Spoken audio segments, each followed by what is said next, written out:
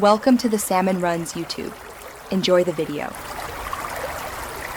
In this video, I will show you how to make a bubble sheet in Word. First, open a new document and insert a table. This table will form the backbone of your bubble sheet, providing a clear structure for questions and answer choices. You'll want to adjust the column widths to ensure everything looks neat and professional.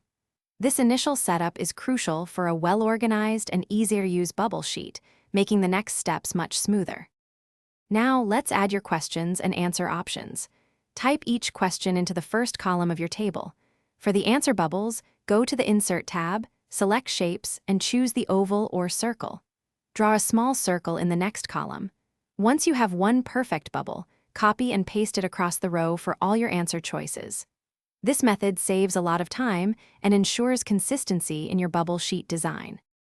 To make your bubble sheet look polished, let's refine the formatting.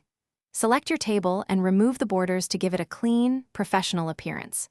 Next, adjust the font sizes for your questions and answer choices to ensure they are easily readable. Pay attention to spacing between rows and columns for a neat layout. You might also want to add a header at the top for the student's name and the date, making it ready for use. Before printing, take a moment to review your entire bubble sheet. Check for any typos, misaligned bubbles, or inconsistent formatting. Once you're satisfied, save your document as a template so you can easily reuse it for future tests or surveys without starting from scratch. This saves valuable time.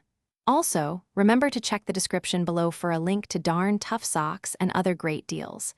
They offer a lifetime warranty, so your feet will thank you. Thanks for watching. Consider subscribing if we helped you.